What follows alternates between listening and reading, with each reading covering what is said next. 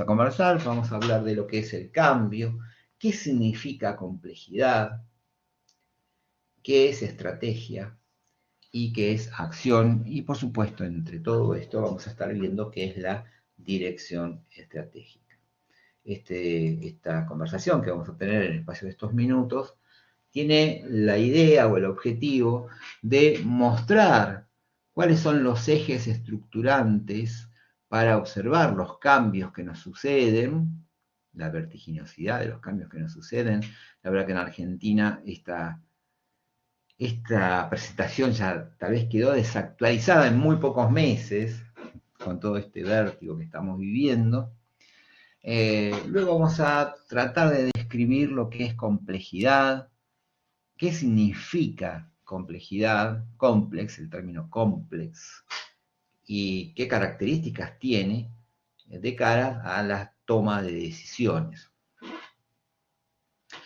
También queremos explicar cuáles son los niveles de decisión a partir de todos estos cambios que nos ocurren y qué responsabilidad tenemos en cada uno de esos niveles al momento de tomar esas decisiones. Comprender un poco un vocabulario básico que estamos empleando en nuestra asignatura, es decir, un vocabulario básico de lo que es estrategia, y explicar cuáles son los elementos de la dirección estratégica. Es un poco el recorrido que vamos a hacer, tal vez en alguna medida a veces nos vamos de programa, nos salimos un poquito de estos 5 puntos, pero bueno, sepan disculpar eso, ¿sí? ¿Se me oye bien? ¿Se me escucha bien? ¿Me estoy explicando bien? Sí, profe, Perfecto, todo profe. bien. Sí, profe. Sí, sí. Bueno, los cambios. Un poco tenemos, nosotros como gente de negocios, todos los que estamos aquí presentes somos gente que nos estamos preparando para el mundo de los negocios, y dichos comunes entre nosotros son como que cuando hay crisis, donde hay crisis nosotros vemos una oportunidad, para nosotros las crisis son un desafío, queremos ser protagonistas del futuro, queremos protagonizar ese futuro y que nos sucedan las cosas que nosotros queremos. Bueno, en función de esos dichos, en función de esas miradas, es que tenemos que aprender a mirar dónde ocurren esos cambios, ¿no? Bueno, los cambios se dan, por ejemplo, en el ámbito urbano, ¿no? En esta vida urbana, hay cambios socioculturales, este hacinamiento, de alguna manera, que en la COVID, cuando fue la COVID, nos mostró un montón de desafíos, un montón de peligros. Significó esto, los desafíos de entregar, por ejemplo, algo, un bien, en ese entramado de urbanización. Esa urbanización trae complejidades y nosotros, como gente de negocios, tenemos que ordenar, tratar de encontrar la manera de trabajar en esa caoticidad. Este es otro elemento, ¿no? La creciente desigualdad que nosotros observamos. Esta es una foto de la ciudad de Buenos Aires vista desde el norte y vemos ahí una creciente desigualdad que nos abruma, que nos recorre, que nos interpela a todos nosotros y también, de alguna manera, es un desafío organizacional de cómo hacemos nosotros para encontrar soluciones, para ser agentes de cambio de esta realidad. Otro eje, por supuesto, inclaudicable en el momento de mostrar los cambios es la globalización. Las transformaciones económicas, las transformaciones políticas, lo vertiginoso de estas transformaciones, de hecho, podemos dar cuenta de estas transformaciones en nuestro país, en pocos meses, cómo es que ha cambiado todo, ¿no? Y que todos esos sistemas, todas esas cosas que teníamos tal vez como comunes, hoy las empezamos a mirar distintas y hay una interpelación acerca de lo que es el Estado y bueno, muchas de las instituciones están revisándose. Bueno, cada uno tendrá sus opiniones al respecto. Solamente queremos mencionar que ahí hay una fuente de transformación profunda para todos nosotros y también una oportunidad de mejora para constituirnos también como agentes de cambio para transformar esas realidades. Otro eje estructurante de los cambios es esto, es inevitable ese cambio ambiental, esa problemática ambiental, la insuficiencia de recursos, la insuficiencia de recursos naturales, el cambio climático y el efecto invernadero por la emanación de gases de efecto invernadero, hacen que ese cambio climático sea una realidad. Y nosotros también, como gente de negocios, en este tema tenemos que mostrar y buscar alternativas para que esto no suceda o tal vez que no ocurra con la vertiginosidad con la que está ocurriendo. Es decir, que cada vez que nosotros pensamos en un negocio, pensamos en un proyecto, o simplemente pensamos en la manera de hacer nuestros negocios, en la política de hacer nuestros negocios, tenemos que pensar en el concepto o tener presente el concepto de sustentabilidad. Es decir, pensar en cómo impactamos de la mejor manera posible en lo social, en lo económico y en lo ambiental. Porque desde luego que si estamos presentes en la Tierra, si utilizamos esta capacidad exosomática que tiene el ser humano de extender sus brazos más allá de sus posibilidades, es decir, más allá de su cuerpo, ya sea con un robot, con un dispositivo, más allá de lo que cualquier animal naturalmente puede expresarse, evidentemente, al utilizar esos dispositivos, nosotros vamos a estar impactando en la naturaleza. Esa naturaleza que a nosotros no nos necesita.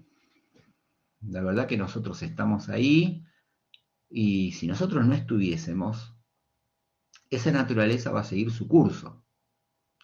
¿Por qué? Porque es diversa y es robusta y persiste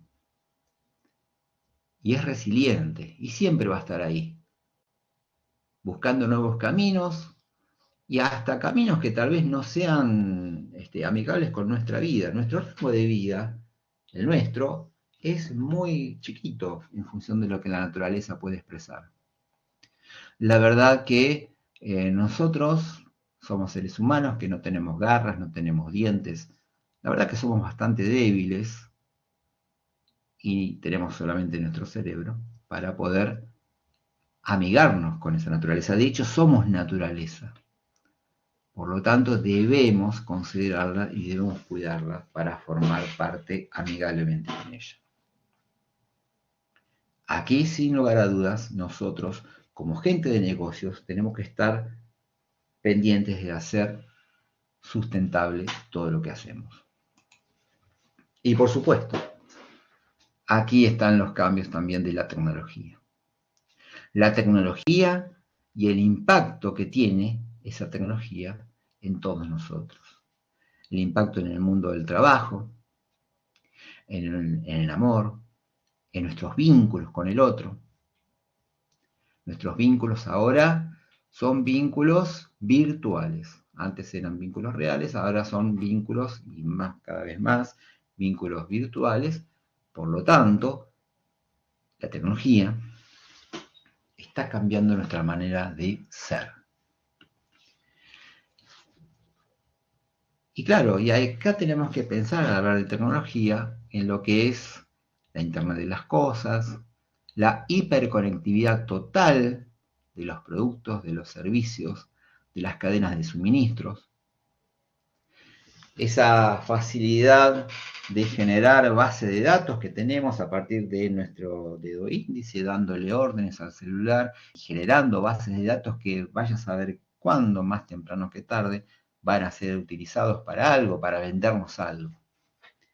Este mundo atravesado por esa tecnología, por lo que es la industria 4.0, en esa hiperconectividad total, en esa Internet de las cosas, en esa inteligencia artificial, nos desafía a nosotros como gente de negocios encontrar la manera de hacer negocios cuidando y administrando la caoticidad.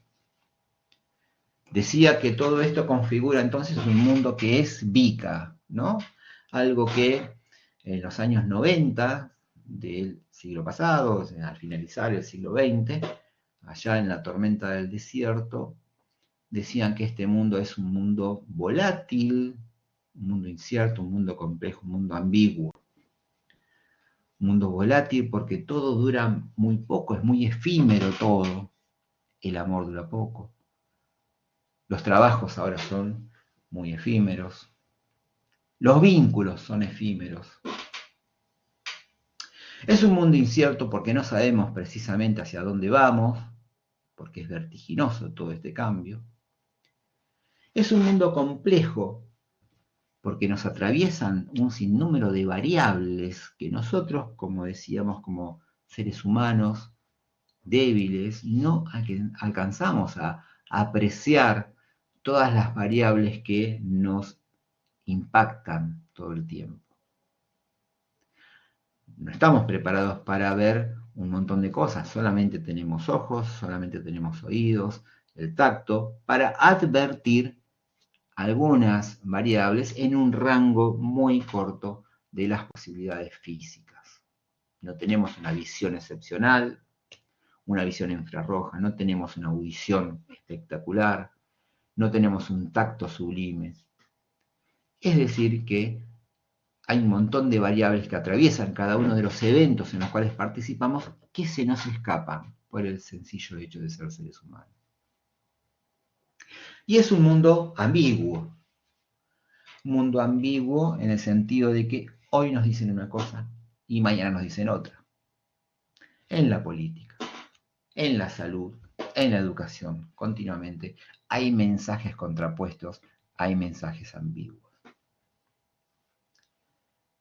Bien, ¿cómo me estoy explicando? ¿Qué me pueden decir de lo que estamos viendo hasta ahora? ¿Alguien quiere decir algo? ¿Algún comentario?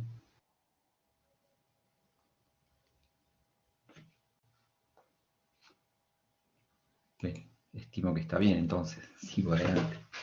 Bueno, entonces decía que este es un mundo VICA, es una realidad VICA, porque hay cambios exponenciales, como veíamos recién, en todas estas dimensiones tecnológicas, dimensiones políticas, geopolíticas, dimensión ambiental. Los cambios son vertiginosos.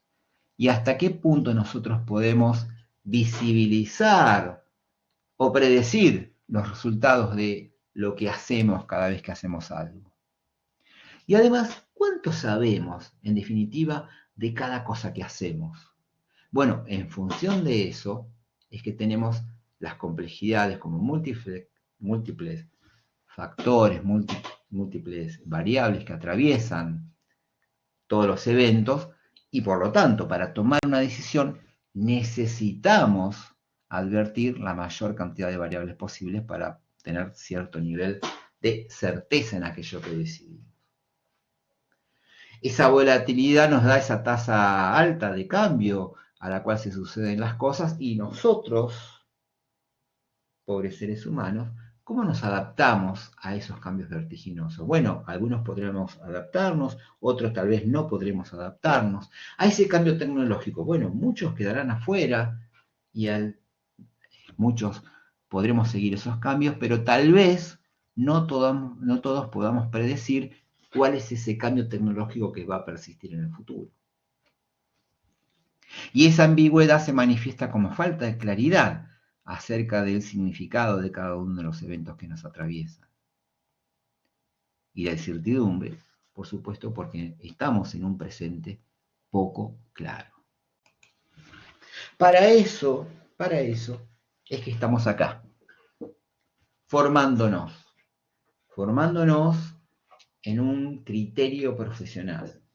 Porque claro, para advertir toda esta vertiginosidad, toda esta volatilidad, toda esta complejidad, toda esta incertidumbre, nosotros debemos generar o construir nuestro criterio profesional. Algunos le llamarán intuición, pero la palabra intuición suena un tanto mágica, ¿no? La verdad que yo prefiero que ese criterio lo formemos a través de fundamentos, a través de estudio, a través del desarrollo de habilidades. Habilidades beca, le llamo yo, en ese entorno VICA. Habilidades para tener una visión, para entender todos esos cambios, para entender esa volatilidad, entendimiento, para darnos cuenta de cuál es esa incertidumbre, para tomar decisiones en base en ese contexto de incertidumbre, claridad para poder advertir cuáles son las complejidades y las cosas que nos atraviesan, las variables que nos atraviesan, y agilidad, agilidad para decidir ante la ambigüedad y para tomar decisiones cuando ambos caminos se contraponen. Y encima nos sucedió esto, encima la COVID, encima nos sucedió que un pequeño virus nos mostró que este es un mundo frágil, en definitiva. Un pequeño virus que atravesó el mundo en apenas 3 meses, lo puso de rodillas, mostró las fragilidades de este mundo, que parecía muy robusto, financieramente robusto, pero claro, frágil en el sentido de que parecía duro, pero un golpe lo resquebrajó. También advertimos un mundo lleno de ansiedades. Todos estamos ansiosos. Ustedes quieren terminar rápido la carrera. Todos queremos comprar cosas y que lleguen ya. Todos queremos solucionarlo rápido. Queremos llegar rápido. En la calle todos están ansiosos. Es un mundo que requiere de una mirada no lineal. Una mirada no lineal. ¿Por qué? Porque es un mundo atravesado por la incomprensión. Es un mundo no lineal y claro, la educación que nos trajo hasta acá, el paradigma educativo que nos trajo hasta acá, yo estudié en la escuela secundaria, en la universidad, en el paradigma de la ciencia tradicional. Ustedes también, ¿eh? Y esa educación ha hecho calamidades con todos nosotros porque no nos ha advertido la complejidad de los eventos, los ha hecho simples siempre. La ciencia tradicional ha sido reduccionista, ha sido racional, ha sido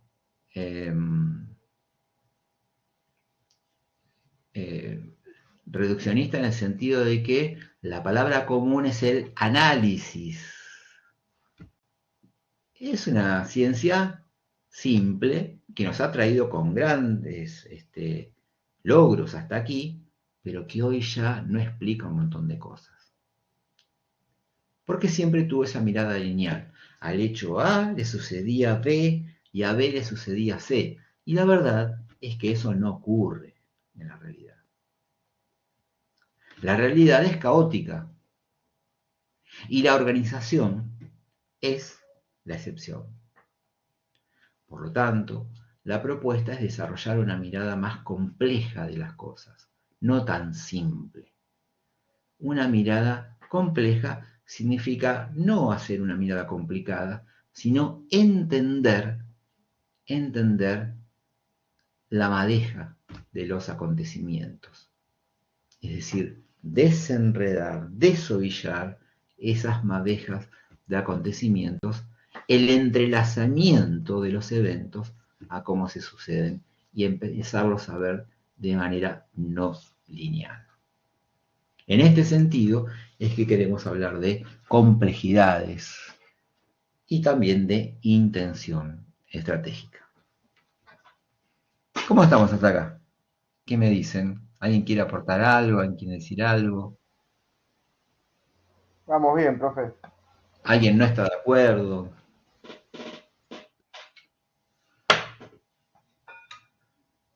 Bien, déjenme tomar un mate, por favor.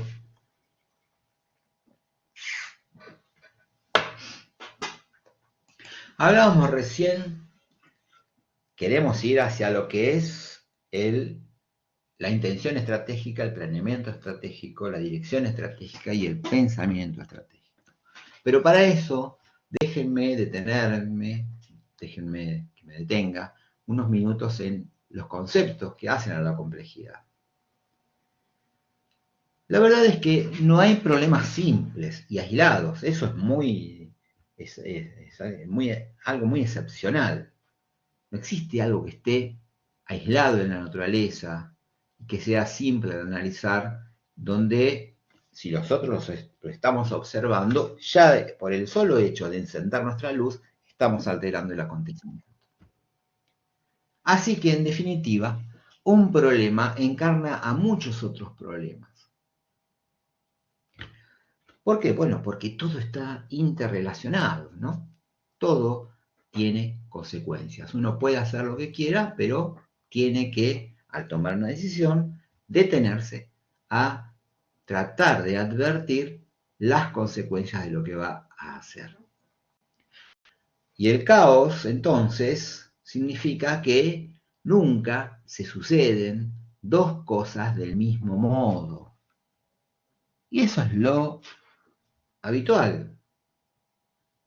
Los efectos de los sucesos son a veces desproporcionados a las causas que lo ocasionaron. Entonces ahí es donde nosotros entendemos que tenemos que empezar a visibilizar o advertir todas las complejidades, todas las variables que atraviesan un evento. ¿Por qué? Bueno, porque se dan sinergias, se dan retroalimentaciones, que le dan características impensadas a cada uno de los eventos que suceden. Por eso, cuando vamos a hablar más adelante de la estrategia que tenemos en la cabeza, y bueno, pero esa estrategia llevada a la acción, en la ejecución estratégica, es cuando empieza a suceder realmente la cosa y empezamos a ver cómo es que juega en el campo verdadero, en la realidad, esa estrategia que tuvimos. Y seguramente que eso que teníamos planificado, vamos a tener que ir viéndolo con un pensamiento estratégico, porque ahí, cuando empiecen a ocurrir las cosas, se van a presentar los emergentes. Esas emergentes, esas emergencias que se suceden a medida que vamos en la ejecución estratégica, es que ocurre entonces que esos emergentes retroalimentan lo que ya tenemos y en definitiva son nuevas cosas las que suceden. Y así se dan nuevos emergentes y ahí entonces es cuando sucede que obtenemos algo totalmente diferente a lo que habíamos planificado. Pero teniendo en cuenta nuestro pensamiento estratégico y sabiendo hacia dónde queremos llegar, es que tenemos que obrar en consecuencia de manera ágil, tratando de encontrar los caminos que nos lleven a lo que queremos que nos suceda. Los sistemas, y acá empezamos a hablar de sistemas, son complejos. Los sistemas, cuando son abiertos, ¿qué son sistemas en definitiva? Sistemas son un conjunto de elementos que interactúan entre sí y que al interactuar ocurren esos emergentes. Y cada uno de esos elementos del sistema, la verdad que si uno los disecciona, los separa del sistema, ya es otra cosa y no explica el todo. Nosotros somos seres humanos, que tenemos un sistema circulatorio, un sistema respiratorio, un sistema nervioso central.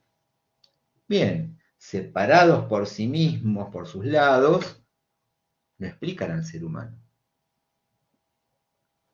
Nuestro auto tiene un sistema de frenos, un sistema de transmisión a partir de la caja de cambios, un sistema de inyección del combustible y la expulsión de los gases, un sistema de frenos. Bien, cada uno de esos sistemas por separado tiene su funcionamiento, lo reconocemos, pero la verdad que puestos en el auto funcionan totalmente diferente y recién ahí explica el todo. No podemos explicar, porque en definitiva, el todo está en cada una de sus partes y las partes están en función del todo. Al funcionar ese auto, al dar cuenta de que hay rozamientos, hay calor, hay frenadas bruscas, hay virajes repentinos, hay combustible malo, combustible bueno, hay lluvia, etcétera, etcétera, etcétera, el funcionamiento tiene emergentes y esos emergentes retroalimentan el funcionar total y vamos obteniendo a cada tramo otra cosa distinta en el andar de ese vehículo. Y claro, la característica fundamental de estos sistemas es que se acoplan con otros sistemas ya existentes. Y ese acoplamiento de esos sistemas ya existentes da otro emergente que también retroalimenta al funcionamiento de ambos sistemas en conjunto. Entonces, hay nuevos patrones, estructuras, y hay autoorganización. La sociedad, ¿sí? Si una sociedad se descompone, se reorganiza de otra manera. En ocasiones esas transformaciones son tan profundas que no es posible reconocer al sistema como lo era antiguamente.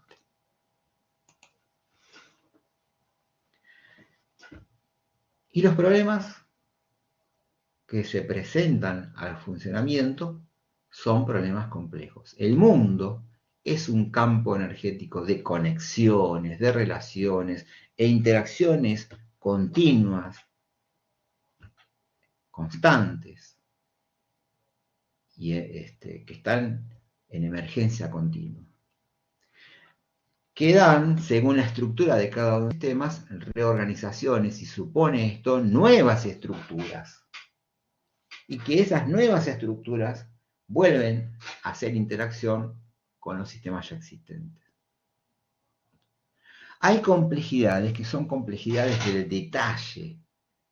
Y sí, hay variables entonces que uno puede considerar. Entonces ahí sí uno aplica la ciencia tradicional, el pensamiento reduccionista, el pienso luego existo, el discurso del método de Descartes. Pero hay complejidades dinámicas, que es lo que nos ocurre habitualmente, donde las causas de un evento ya no son tan obvios. Y tal vez ni siquiera lo alcanzamos a advertir. Entonces, necesitamos para esto desarrollar un pensamiento sistémico, un pensamiento estratégico. Como decía hace un ratito, el caos, en definitiva, es lo habitual. Y para la teoría de la complejidad, nos dice que el orden y la estructura surgen de un proceso de adaptación de esos sistemas, de la interacción en esos sistemas, y de un proceso de retroalimentación de los emergentes que nos va dando información para corregir las deformaciones de esas estructuras. Esa información que nos da el entorno, y eso es la manera en que nosotros vamos reorganizando nuestra situación. La caoticidad, decía, es lo habitual, y la flecha del tiempo nos da la irreversibilidad de todos esos eventos, lo que llamamos ese avance del tiempo, la entropía que desorganiza todo, esa energía que está fluyendo continuamente hacia un estado de reposo, la muerte. En ese fluir constante de la búsqueda de la negentropía, es decir, lo opuesto a la entropía, lo opuesto a la desorganización total, es lo que nosotros hacemos. Nos ponemos cremas, vamos al gimnasio, tratamos de reparar nuestro cuerpo. Es decir, tenemos una actitud negentrópica para que la entropía no sea tan exitosa y no nos destruya. ¿Por qué? El tiempo es inevitable, es inexorable. Por eso decimos que el caos es la lógica a través de la cual el cambio se inicia y organiza. Nosotros tenemos que dar cuenta de esto, como gente de negocios, para dar cuenta de esto, para evidenciar todo esto y pensar en la manera de generar organizaciones que tengan en cuenta estos temas y den cuenta de que tenemos que tener un pensamiento sistémico, un pensamiento complejo y un pensamiento estratégico. Vamos hasta acá. ¿Me estoy explicando bien? Sí, profe. ¿Comentarios? ¿Alguien quiere dar ejemplos? Te iba a preguntar si podías decir un ejemplo del caos. El caos es lo que nos sucede todo el tiempo. Si nosotros dejamos de organizar, ¿sí?, los eventos se suceden de manera caótica. El tránsito es caótico. El tránsito es caótico. El tren no es caótico. Va por una vía y no hay posibilidades de alteración. Pero el tránsito, cuando vos pones en marcha tu auto, te toma un semáforo, te aparece un auto del costado, entonces pensás en un tiempo determinado y la caoticidad o las inclemencias de los entornos, la información que vas recogiendo del entorno hace que vos te reorganices en ese recorrido para contradecir esa caoticidad. Evidentemente vas a llegar a un lugar, pero para eso es que tenemos que tener en cuenta la estrategia. ¿Tu estrategia cuál es? Es llegar a determinado lugar. Y la táctica que vas tomando a partir de los emergentes que se suceden es lo que vos tenés para combatir esa caoticidad. No sé si fue un poco claro. ¿Se entendió lo que dije? Sí, profe. Bien.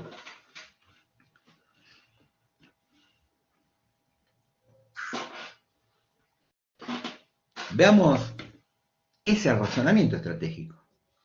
Para eso vamos a comenzar con una definición. No me gusta esto de dar definiciones, pero pensemos en lo que es la estrategia.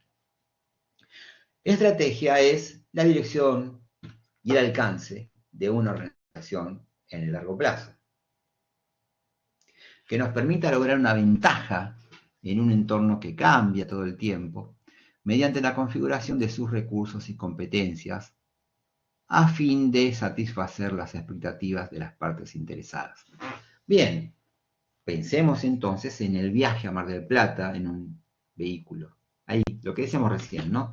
Ponemos en marcha nuestro vehículo, nuestro norte es llegar a Mar del Plata porque queremos disfrutar de la playa.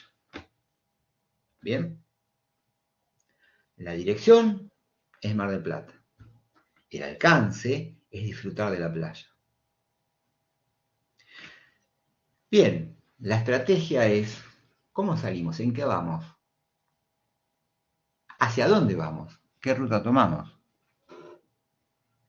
¿Qué combustible cargamos? ¿Cuánto combustible cargamos? ¿Cargamos combustible para ir de un solo viaje?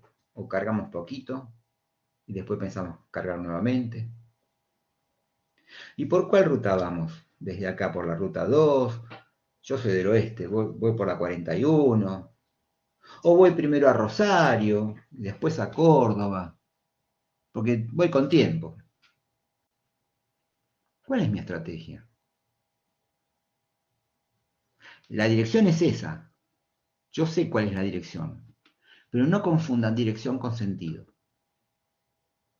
La dirección, yo sé cuál es, pero el sentido que le doy a mi impulso puede ser vertiginoso y llegar en 4 horas tomando la ruta 2, o tener otro sentido, yendo a Rosario, yendo después por la ruta 6, perdón, me equivoqué. Bueno, tomando otras rutas. También, en esa táctica que voy tomando para llegar a mi punto estratégico, para cumplir con todo eso, puedo tener otras alternativas y emergentes que me detienen, que me llevan tiempo, que eran inesperados. Me encontré con un amigo, me puse a conversar, me dijo que lo llevara a otro lado. Y eso es un emergente que sucedió y que en definitiva yo no lo tenía previsto, pero que no puedo quedar mal con mi amigo porque alguna vez anteriormente él me hizo un favor a mí, entonces yo no puedo quedar mal con él, pero tengo mi estrategia en mente, pero también quiero cumplir con él, así que de alguna manera tal vez lo ayude, siempre teniendo en cuenta mi estrategia, pero tome esta táctica para mantener la amistad con él. Bueno, tal vez esta cuestión que yo quiera mantener mi amistad con él sea la ventaja que estoy buscando en ese entorno cambiante. Y claro, tengo mis recursos y configuro mis recursos de forma distinta, porque claro, si yo voy a hacer ahora un viaje más largo, necesito más combustible. Tengo que reconfigurar mis recursos, porque ahora resulta que no voy a gastar un tanque, voy a gastar 1,5 porque acerqué, atendiendo a esa ventaja competitiva que yo tengo, tratando de mantener las amistades que tengo, estoy configurando mis recursos porque los voy a necesitar para hacer algo más en el camino. ¿Y mis competencias cuáles son? Llegar a ese lugar ahora tratando después de ganar todo el tiempo, ya que lo voy a llevar a mi amigo, bueno, tratar de manejar lo mejor posible, lo más prolijo posible, gastándolo, consumiendo la menor cantidad de combustible posible, ya que tengo que llegar a mi punto estratégico. Tengo que satisfacer las expectativas de las partes interesadas. ¿Vamos bien con el ejemplo? ¿Fui bien? ¿Sirvió o no sirvió? Sí, profe, perfecto. Pero claro, en una organización hay distintos niveles de decisión. Si no es lo mismo que yo vaya a Mar del Plata siendo que vaya de vacaciones y yo tome mis propias decisiones, a que si voy en un viaje de trabajo, ¿no? Y tengo que reportar a alguien y en definitiva tengo que llegar a tiempo porque me cierran los negocios o porque me están esperando para dar una conferencia o porque para una reunión muy importante. Entonces hay niveles de decisión. Para eso tenemos la estrategia corporativa, que tiene que ver con la resolución de los problemas nuevos, no estructurados. Y para eso tenemos las áreas estratégicas de negocios, las unidades estratégicas de negocios. Después vamos a ver esta distinción entre qué diferencia hay entre un área estratégica de negocios en una organización y una unidad estratégica de negocios. Las áreas estratégicas de negocios en una organización se dan casi naturalmente. Si un molino harinero, de pronto, que tiene su área de negocios en lo que es las harinas, la venta de harinas a las panaderías, a las fábricas de pastas, a las fábricas de empanadas, decide reutilizar sus scraps, es decir, sus desechos, como el salvado de trigo, como otros desechos de la harina, para hacer, por ejemplo, alimento balanceado para mascotas, o para gallinas, del pellet, para alimento para animales. Bueno, naturalmente, es otra área estratégica de negocio. No voy a usar los mismos, perdón, qué feo. No no voy a trabajar con los mismos vendedores que van hacia las panaderías y llevar mi producto con los mismos vendedores a la venta de alimentos para animales. Son dos mundos distintos, dos áreas estratégicas de negocios distintas. Pero si decido exportar ambas cosas, crearé entonces una unidad estratégica de negocios de exportación, porque venderé ahora sí a otros países, y entonces esto, lo que antes era natural, estas dos estrategias, estas dos áreas estratégicas de negocios que surgieron naturalmente, ahora las uno de manera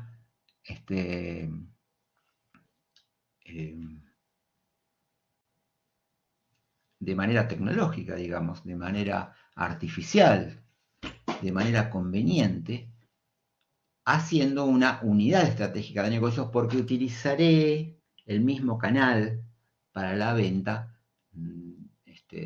a la exportación. Porque, bueno, será gente distinta el vendedor para exportar. Bien, ahí hablábamos entonces de la estrategia corporativa. Y por supuesto que habrá un nivel táctico, donde se resolverán los problemas. Perdón, una cosa más. En la estrategia corporativa, el nivel de decisiones que hay, el nivel estratégico de decisiones, a veces a veces no, siempre, son problemas que no están escritos en ningún lado. Son problemas totalmente desestructurados. Yo no puedo recurrir al manual que me dé la solución para hacer tal cosa a nivel corporativo. ¿Por qué? Bueno, porque esas decisiones son creativas, a veces se toman en soledad o a veces en un equipo muy reducido. Pero son problemas nuevos, de resolución inédita. Insisto, no están escritos en ningún manual. Por lo tanto, el nivel de solución o nivel de decisión, esto es en soledad. En cambio, en el nivel táctico, esas problemáticas que se dan en lo emergente, cuando yo voy a la ejecución de esa estrategia, que me van sucediendo las cosas, son problemas semiestructurados. Algunas cosas que sucederán ya sé cómo se hace, porque ya tengo experiencia. Son de fácil resolución. Algunas serán tal vez un poquito más complicadas, pero las puedo tomar de ejemplo de otras organizaciones o de otros eventos que se le parezcan a lo que me está sucediendo. Y en el nivel operativo, las decisiones siempre son las mismas. Se articulan lineamientos estratégicos de ejecución operativa cuando ocurren cosas similares todos los días, entonces ya no pierdo el tiempo pensando en cuál es la solución, sino que recurro al manual de operaciones o al más experimentado del lugar que me diga lo que tengo que hacer, porque siempre se hace lo mismo. Entonces, nivel estratégico corporativo, nivel táctico y nivel operativo. 3 niveles de decisión con decisiones estructuradas en lo operativo, semiestructuradas en lo táctico y totalmente desestructuradas, inéditas, creativas en el nivel corporativo. Ya en la clase 2, creo, sí, hablábamos de qué es la táctica y qué es la estrategia. Y si yo les preguntara a ustedes qué es lo preferible, tener un pensamiento táctico o tener un pensamiento estratégico, la verdad que si me preguntan a mí, yo respondería ambos. Ambos, porque si bien son totalmente diferentes, me gustaría tener de ambos. ¿Por qué? Porque los dos son necesarios. ¿Son opuestos? Claro que sí. en una fortaleza organizacional, si ambos se complementan, eso sería lo fantástico. El pensamiento táctico es oportunista, es de lo oportuno, se acomoda al escenario, al contexto en el cual estamos trabajando, en el cual estamos haciendo la ejecución estratégica. El pensamiento estratégico, en cambio, es sinérgico y se acomoda el afuera al adentro, influyendo sobre el escenario. En el táctico no queda otra que reaccionar a ese contexto, reaccionar al escenario. El estratégico es proactivo, ¿sí? Quiere de alguna manera cambiar ese contexto, hacer las cosas distintas.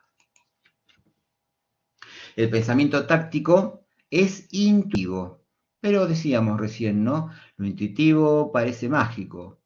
La verdad que lo que queremos es formar criterio profesional. Así que el pensamiento estratégico es reflexivo, creativo, racional, analítico. Y la verdad que nadie puede advertir las oportunidades que nos ofrecen los entornos si no está preparado.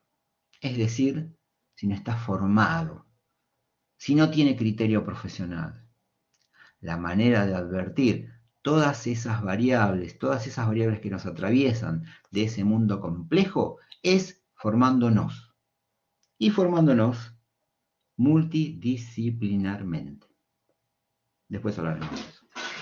El pensamiento táctico, en cambio, es evasivo, es exógeno, busca las soluciones fuera del problema, le echa la culpa a los demás. ¿Sí? Afuera. El pensamiento estratégico, en cambio, es endógeno, busca las soluciones dentro del sistema para cambiar las realidades.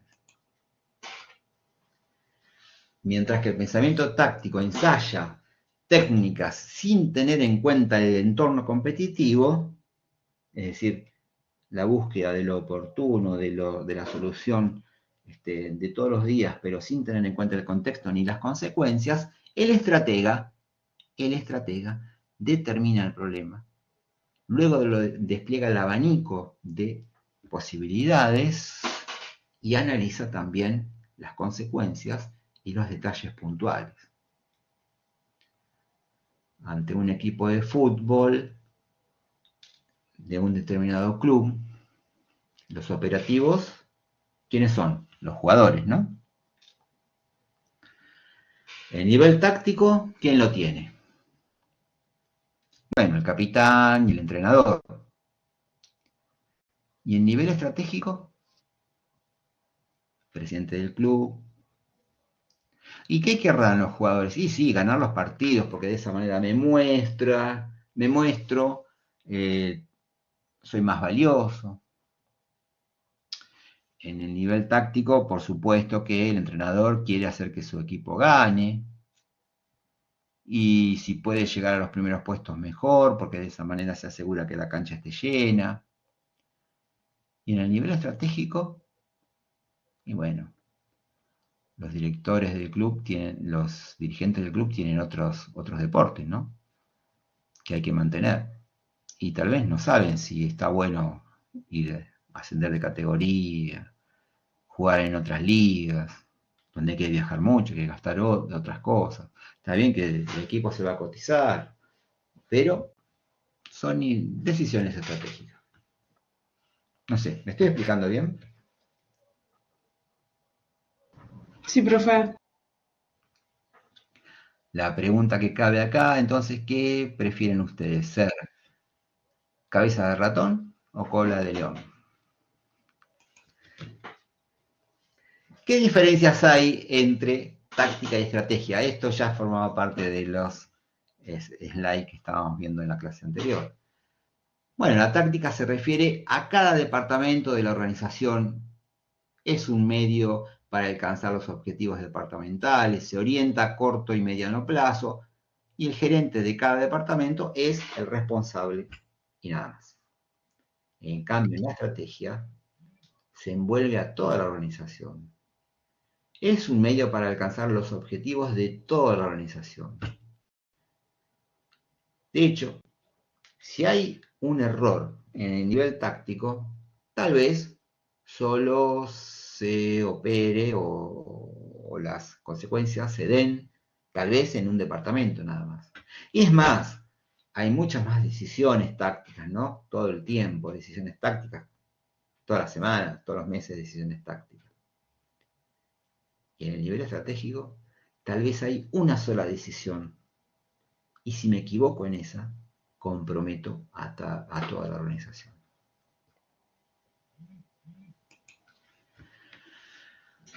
El pensamiento táctico, resumiendo, decíamos que es oportunista, mientras que el pensamiento estratégico es sinérgico, es decir, que se retroalimenta en sus singularidades. El pensamiento táctico es intuitivo, mientras que el pensamiento estratégico analiza las consecuencias, evalúa esas consecuencias y toma las decisiones en función de esas consecuencias y tal vez advierte las consecuencias y trata de asumirlas en función de sus fortalezas, o tal vez trata de evadir ese camino en función de sus debilidades. El pensamiento táctico es totalmente exógeno, mientras que el pensamiento estratégico es endógeno. El pensamiento táctico trabaja sobre la certeza, mientras que el estratega siempre está en la incertidumbre de lo que va a hacer, si funcionará o no funcionará. El pensamiento táctico es estructurado y el pensamiento estratégico es ambiguo. El pensamiento táctico tiene que ver con el cálculo, pero en lo estratégico tenemos que hacer ensayo y error. ¿Qué cosas son enemigos de ese pensamiento estratégico que no me dejarían llevar a mi organización de manera estratégica? Bueno, una entropía en la alta dirección. Si todo el tiempo estamos desorganizando la dirección, si todo el tiempo estamos cambiando el personal, es decir, una rotación continua de esa dirección, bueno, eso impide conocer perfectamente el negocio. Si estoy en una corporación donde los valores son muy rígidos y la visión es rígida respecto al mercado, eso atenta contra lo estratégico, porque recordemos que tiene que ver con la creatividad, con la búsqueda de ser agentes de cambio. Una concepción ultrafinanciera también atenta contra ese pensamiento estratégico.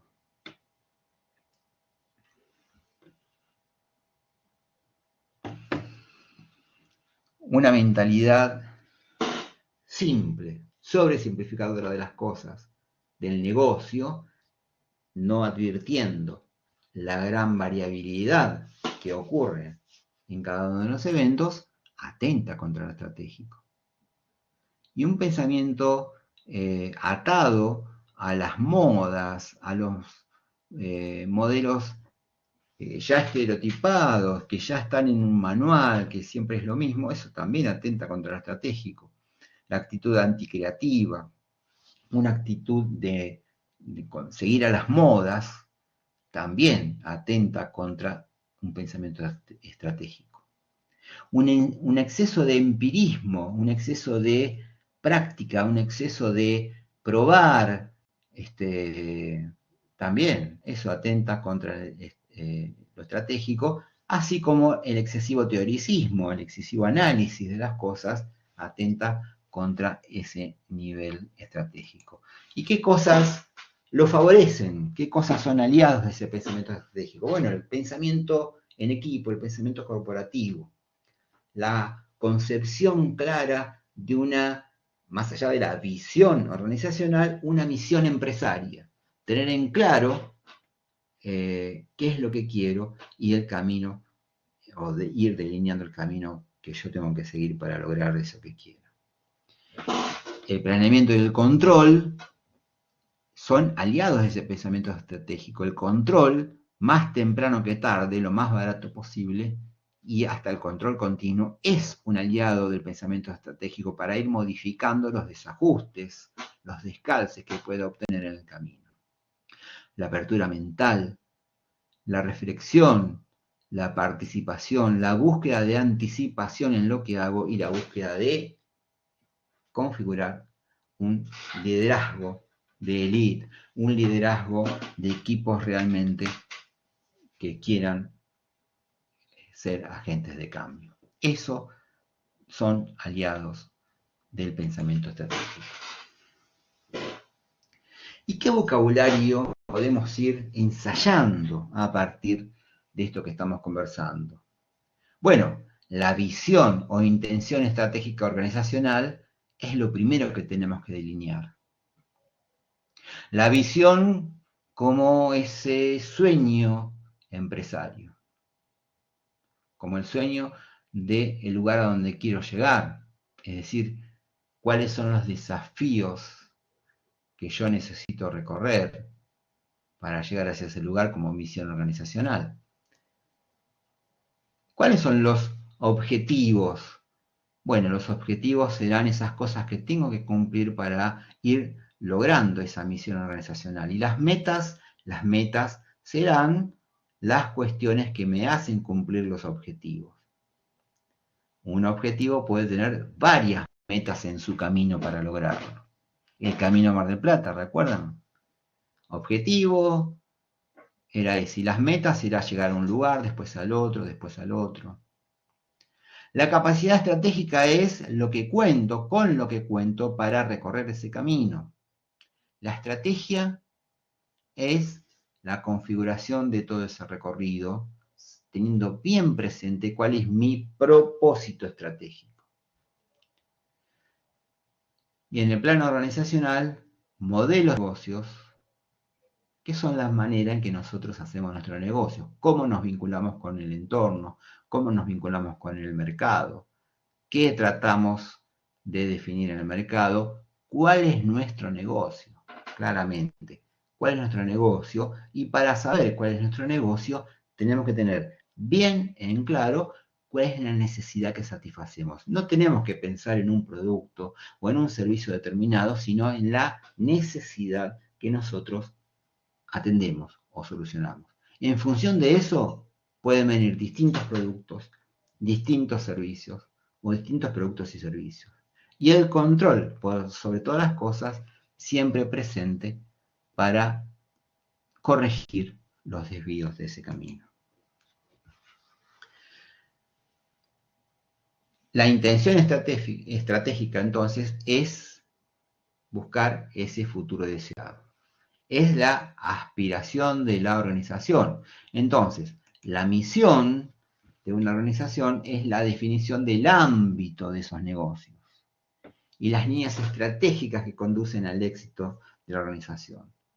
Se puede plantear con esta pregunta: ¿en qué negocio estamos nosotros? ¿Cuál es nuestro negocio? Siempre cuento, y bueno, a veces lo vuelvo a repetir porque algunos no lo han escuchado, pero conocen todos ustedes la anécdota, seguramente la han escuchado, la anécdota de el CEO de se me fue estas máquinas herramientas. Bueno, se me fue el nombre de la empresa que fabrica herramientas de color amarillo y negro. ¿Me pueden ayudar? Naranja y negro. Simpar. Caterpillar. Lustov. Herramientas, agujereadora. Black Decker. Lustov. Bien. Les preguntan. Esa es verde, ¿no? La que dije recién. Bueno, Black Decker. Le preguntan, ¿cuál es el negocio de Black Decker? Recuerden cómo empezó la empresa esa, Black Decker. Empezó fabricando agujereadoras.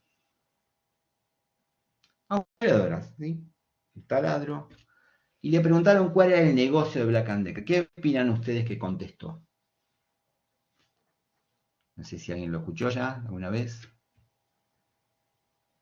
¿Cuál fue la respuesta? El negocio de Black Decker es, o son, ¿qué?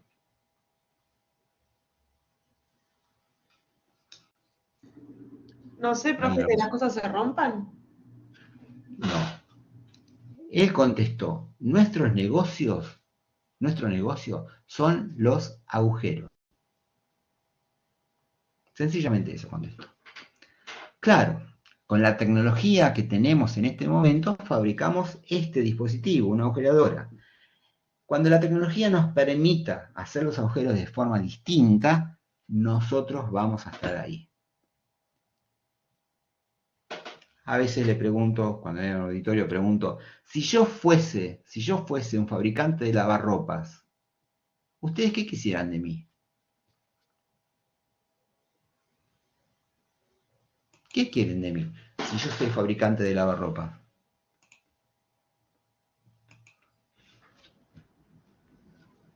Y que sea un producto que funcione, que sea cómodo, que sea lindo, estético, no sé. Tienen la ropa limpia. Exacto.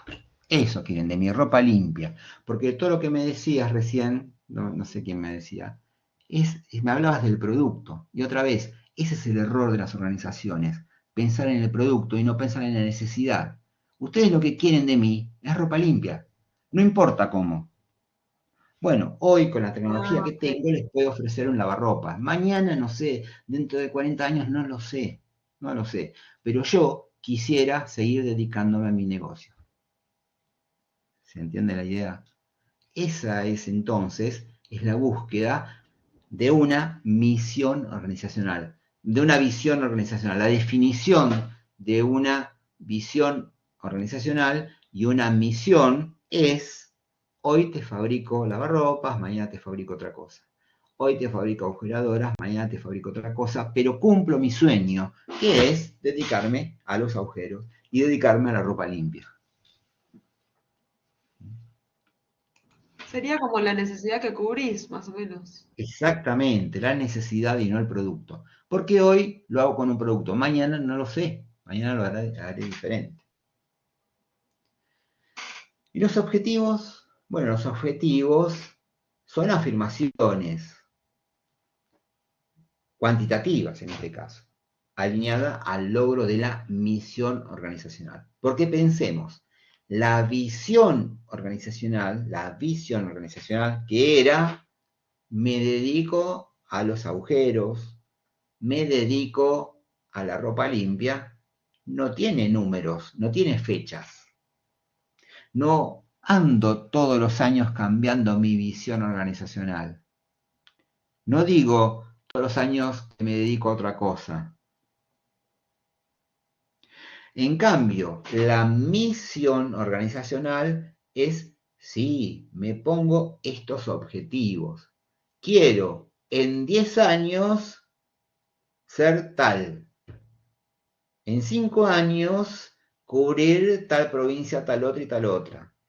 En 10 años llegar a tal país. Ahí sí me pongo números, me pongo tiempos. Y sé que si lo logro, estoy cumpliendo mi misión organizacional. ¿Y las metas?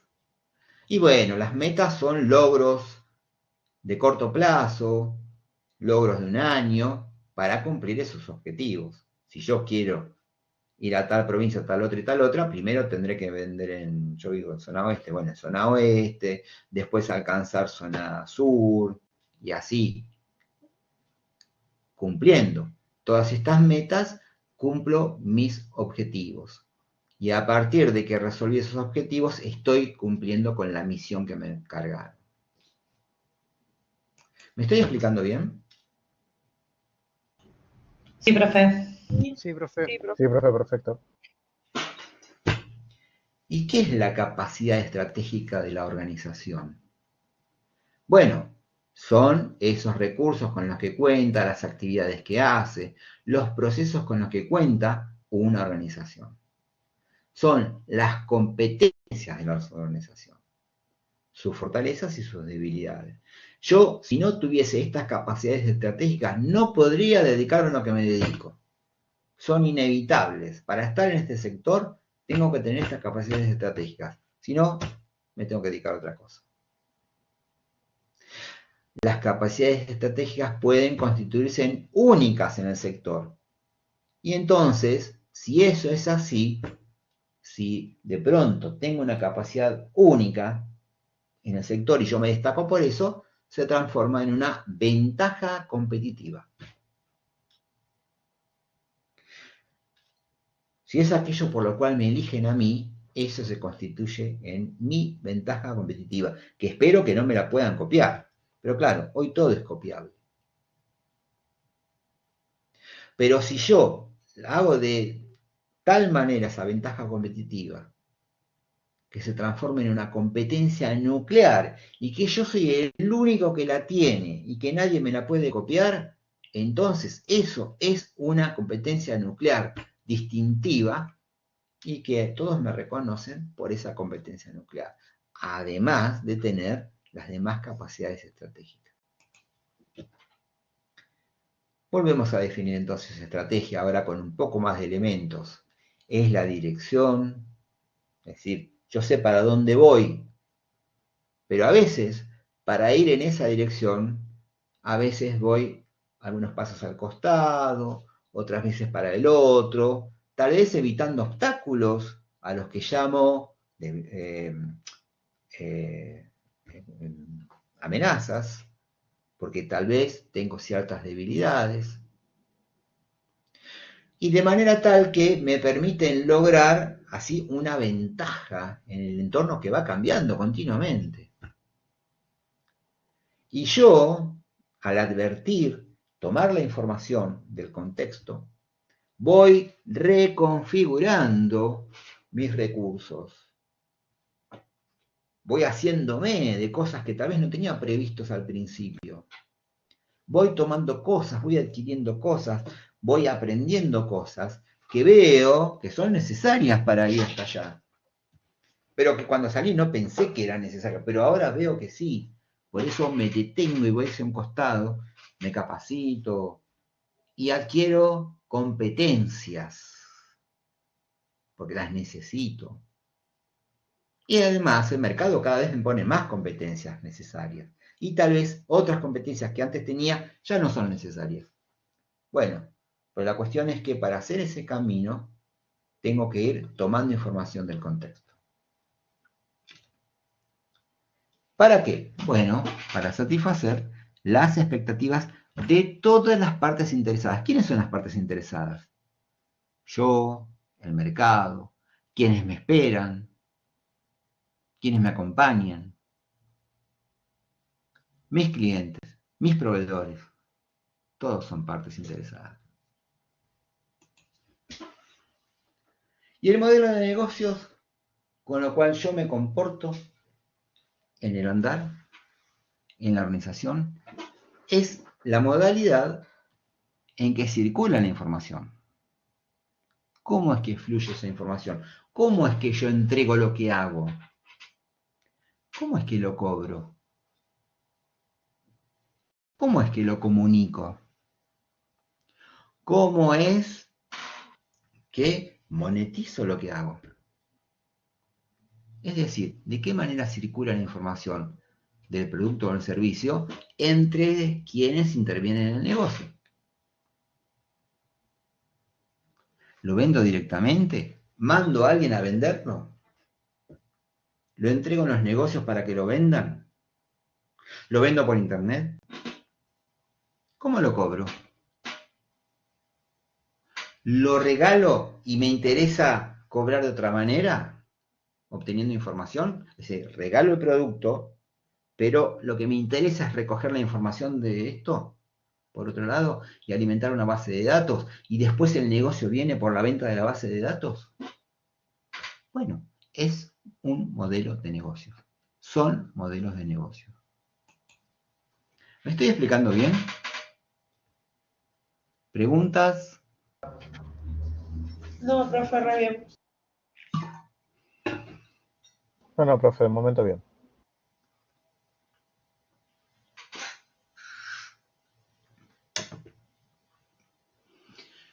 Y el control del negocio y el control de esa estrategia, bueno, es el seguimiento de las acciones que emprendo. es evaluar la eficacia de la estrategia. Después, una vez que evalúe la eficacia, trataré de ver la eficiencia de esa estrategia y las acciones que llevo adelante. Y por supuesto, en ese camino, modificar según sea necesario la estrategia y las acciones a medida que voy caminando, que voy ejecutando, tomando la información del contexto, como decíamos recién. ¿Y qué es entonces dirección estratégica? Bueno, la dirección estratégica tiene que ver con un análisis, un diagnóstico, para ver claramente la posición estratégica de nosotros, de nuestra organización. Es decir, ver cuál es el entorno, tanto el próximo como el lejano, ¿no? Ahí para eso, análisis Pestel, Cruz de Porter, es decir, análisis Pestel, viendo el entorno en lo económico, lo social, lo político, lo tecnológico, lo legal, lo ecológico, lo demográfico, ver todo lo que rodea nuestro negocio. Cruz de Porter, o fuerzas de negociación de Porter, ver cuáles son, o sea, bien nuestro sector, ¿no? Conocer nuestro sector. Los proveedores, ¿quiénes son los proveedores? Nuestros proveedores. Y cómo puedo desarrollar a nuestros proveedores. Nuestra competencia. ¿Y quién es exactamente nuestra competencia? ¿Y es competencia nuestra acaso? Claramente, ¿no? Y competencia potencial, aquellos que todavía no se dedican a lo que yo hago, pero capaz que pueden hacerlo, con una mínima inversión. Capaz que si están en el mismo rubro y qué sé yo fabrico dulce de leche y el otro vende alfajores, capaz que se pone a fabricar su propio dulce de leche y se pone a competir conmigo. Ese tipo al que yo le vendía dulce de leche. Bueno, hay que ver. Así que cualquiera puede ser un competidor potencial y hay que estar monitoreando el sector. ¿Para qué? Y para ver si me conviene tal vez asociarme con él, ver, ¿no? Ver, vigilar. ¿Quiénes son los clientes? Advertir claramente quiénes son los clientes, identificar claramente quién es mi cliente. Porque a veces un cliente que tiene algunas necesidades muy particulares, a alguna organización grande no le interesa, porque tal vez es tan chiquito el nicho que al otro no le interesa, y para mí puede ser una gran oportunidad de negocio. Y ver siempre, estar monitoreando continuamente, cuáles son los productos sustitutos, es decir, qué me puede dejar a mí fuera del negocio, y que suplante a la necesidad, y que atienda a la necesidad que yo estoy atendiendo, pero tal vez con otro producto, con otro servicio. Por eso siempre lo tengo que estar mirando, para ver si yo quiero permanecer en mi sueño, ¿no? Ver claramente, perdón, yo no estoy marcando nada, ver claramente mi posición competitiva, es decir, qué posición ocupa mi organización frente a todo este entorno de competencia potencial, bueno, y por supuesto los recursos con los que cuento. ¿Con qué recursos yo cuento para llegar a cumplir mi sueño? ¿Qué capacidades estratégicas tengo para comportarme, para jugar en este sector? ¿Y qué competencias nucleares yo puedo desarrollar para diferenciarme de los demás? Es decir, un análisis estratégico de mi posición estratégica en esto que yo quiero trabajar. Ese es el primer momento de la dirección estratégica.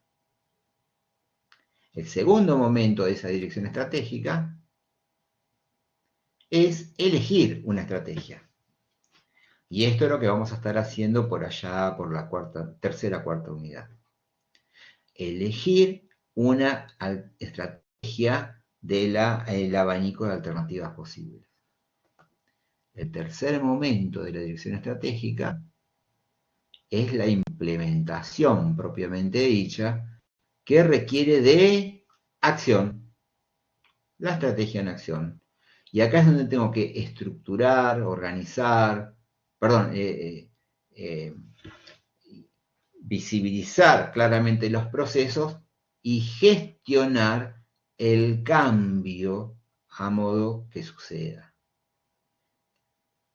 También tendré que estructurar mi organización y eso tiene que ver con el desarrollo organizacional de lo que tengo.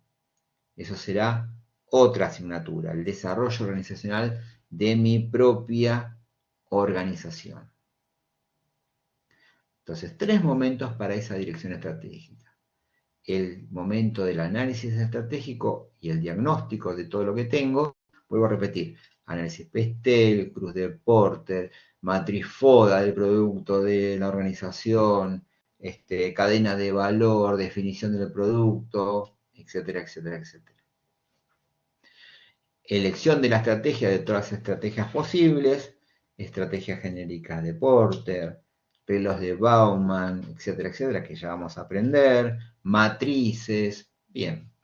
Y por último, la implementación de esa estrategia.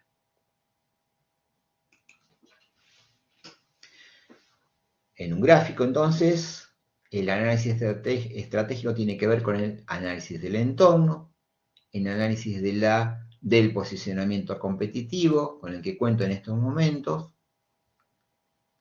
el análisis o el raconto de los recursos organizacionales con los que cuento y las competencias nucleares que soy capaz de desarrollar.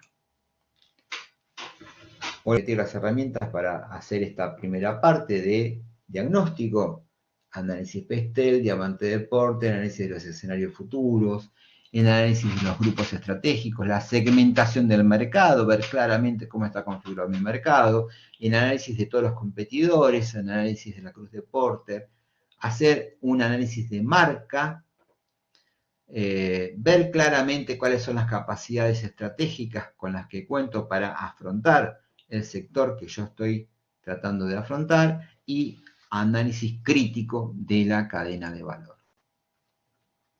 Luego, la elección de esa estrategia tiene que ver con visibilizar un lugar donde se quiere estar. Para llegar ahí, esa estrategia que yo quiero recorrer. Y por último, como decíamos, la ejecución, la implementación de la estrategia adecuada. Para esto vamos a ver cosas como el planeamiento estratégico, determinar cuál es la estructura organizacional y el desarrollo organizacional, la ecología ambiental, y para eso vamos a conversar acerca de sustentabilidad, de responsabilidad social empresaria, de compliance. Hablamos un poquito de teoría del caos, volveríamos a hablar de eso, teoría del caos y complejidad, y ver cuáles son los patrones políticos y culturales que nos recorren. Como ven, esto es competencias para liderar esos cambios y transformaciones. Siempre se trata de desarrollar eso, ¿no? Competencias para liderar esos cambios.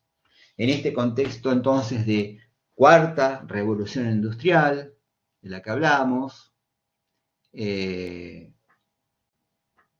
hoy nos encontramos con las posibilidades de realizar cosas a través de máquinas, de manera automática, pero además de eso,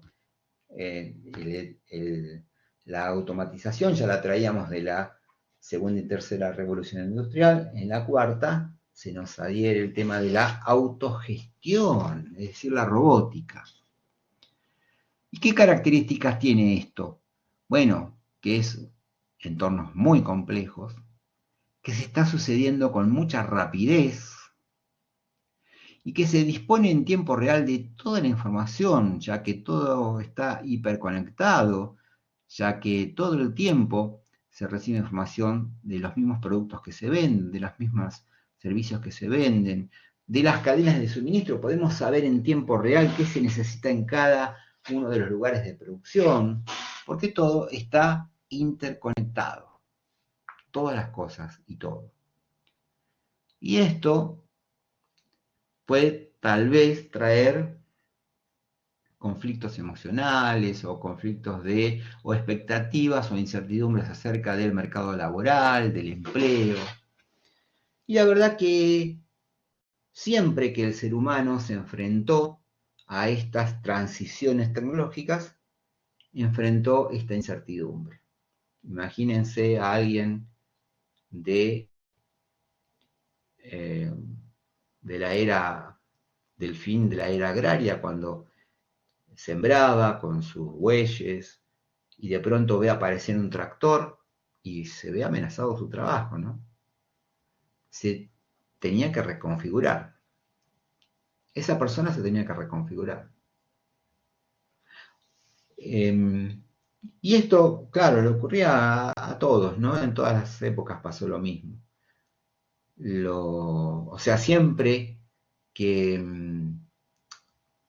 hubo estas transiciones tecnológicas, lo importante es que hubo cosas nuevas para crear, nuevas cosas para construir, nuevas cosas para operar y para mantener. Así que siempre en estos contextos de transiciones tecnológicas se dieron nuevos negocios, nuevos modelos de negocios, nuevas maneras de hacer las cosas, nuevos modelos de negocios y también nuevas profesiones. Por supuesto que había profesiones que hoy existen que cuando yo era chico no existían y muchas profesiones que existían en ese momento que hoy ya ustedes no tienen ni siquiera noticias. Y a todos nos toca esto de reconfigurarnos en cierto momento de nuestra vida para subirnos a los nuevos paradigmas. Lo característico de esta época es que tenemos que reconfigurarnos todo el tiempo, cada 3 o 4 años, para subirnos a los nuevos paradigmas.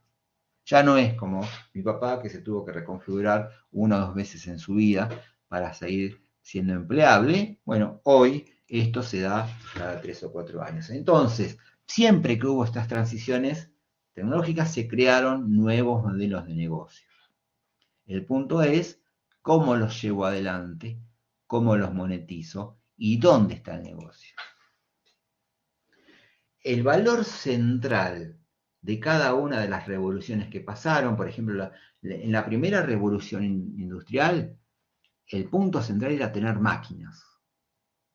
¿Sí? Quien tenía las máquinas tenía la posibilidad de producir más y llegar más lejos en el mercado. En la segunda revolución industrial, la consigna era tener procedimientos para usar esa máquina de manera eficiente.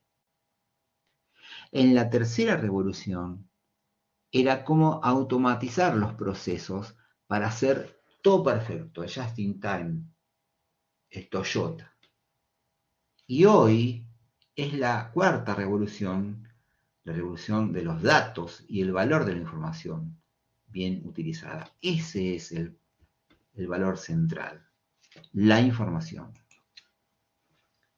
En la revolución agrícola, el recurso fundamental era el recurso natural tierra, que se agotaba, claro. Por eso había que buscar, las guerras eran por buscar cada vez más tierras, porque una vez que usaba esta tierra ya tenía que ir a otra porque había más gente para alimentar. Entonces las guerras se fomentaban en favor de la búsqueda de nuevos territorios para sembrar, para la agricultura. En la revolución industrial el recurso fundamental era el financiero. ¿Sí? La característica fundamental era esa.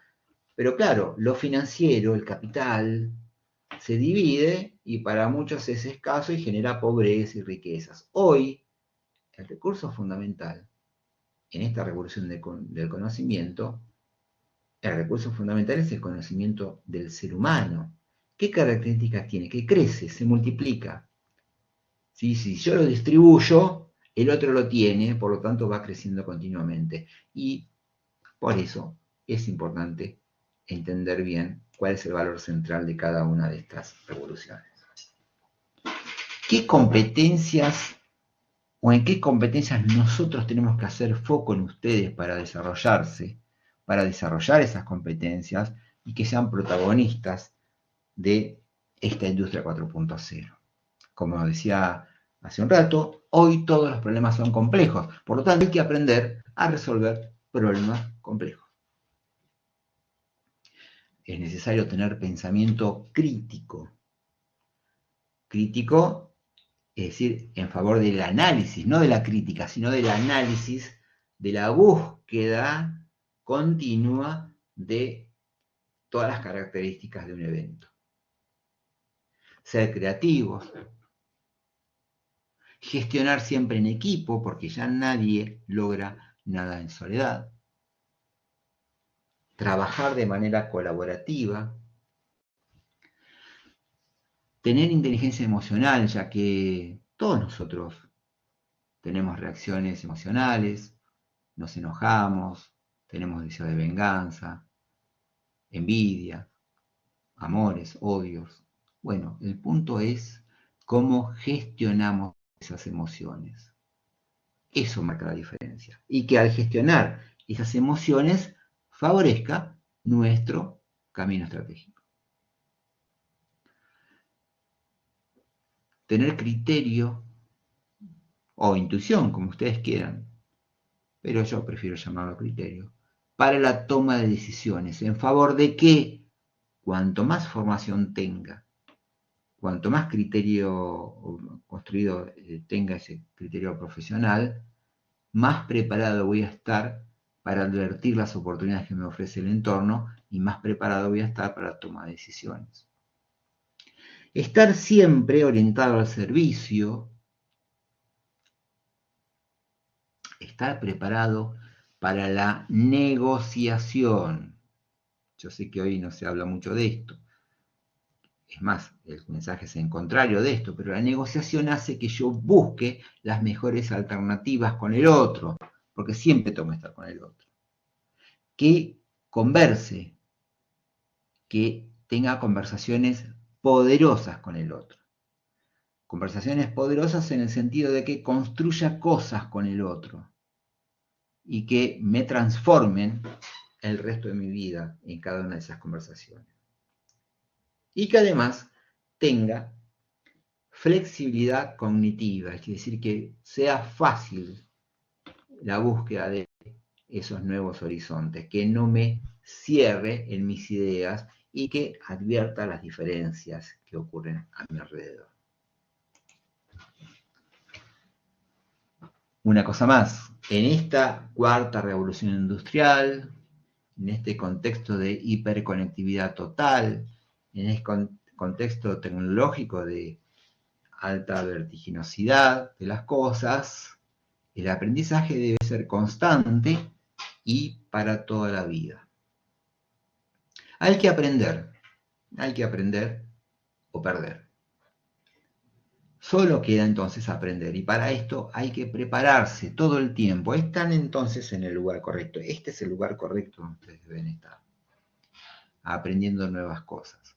Pero ese aprendizaje que tiene que ser para toda la vida no se queda solo en un aprendizaje disciplinar. Es decir, estamos aprendiendo acá administración. Listo. Soy un especialista en administración. No, ya el mundo no es así.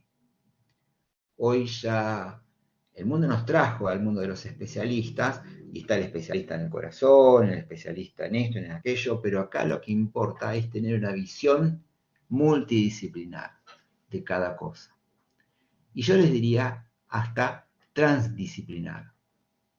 Una visión multidisciplinar sería la visión del administrador.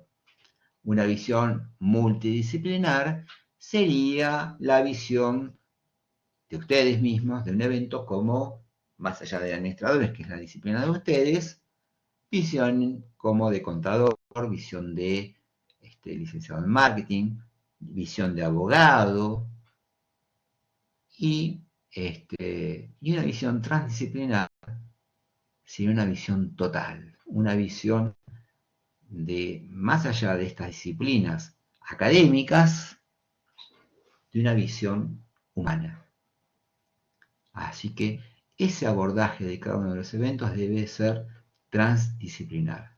Y siempre, por supuesto, un aprendizaje con conciencia social en beneficio de todos, ya que el beneficio individual solo se garantiza, el beneficio de ustedes, si alrededor de ustedes todos nos beneficiamos, un beneficio colectivo. Entonces todos estamos siendo protagonistas. Por favor, seamos todos protagonistas. Bien, eso es lo que tengo para decirles en este día, en esta clase. Una pequeña actividad